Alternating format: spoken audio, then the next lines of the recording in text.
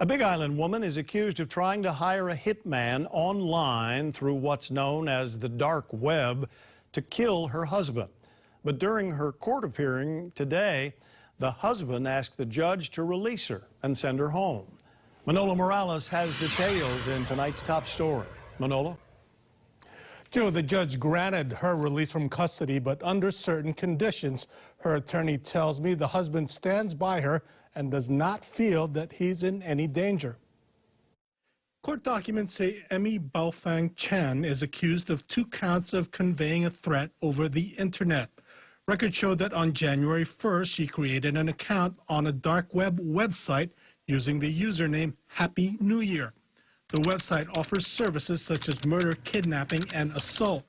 Records say she provided a description of her husband, their address, and the car he drives, and then wrote, "This person need to be dead."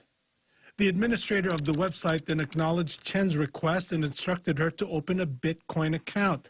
Bitcoin is described by the federal government as a digital currency that allows users to transfer funds more anonymously. Documents say Chen responded with, "I am working on purchase the Bitcoin.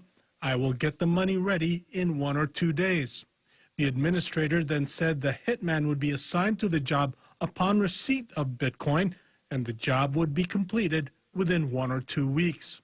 Records say Chen opened a Bitcoin account later that day. Homeland Security agents contacted her husband, and when asked who would want to cause him injury or death, he suggested his wife. He said she is the sole beneficiary of his will and that Chen has threatened to kill him in the past. Court records say she placed a similar order to another dark web website targeting her husband in March. But during Chen's detention hearing in court Tuesday, her attorney says the couple had problems in the past, but they have reconciled. His husband wrote a very nice letter to the judge indicating that there's no problems and there's no issues and that she'd be allowed to return home. And the court agreed with us today and granted that request. The judge agreed to release Chen if she posts a bond of $100,000. There was never any concern from my client's husband that he was ever in any danger, that any of these allegations are true.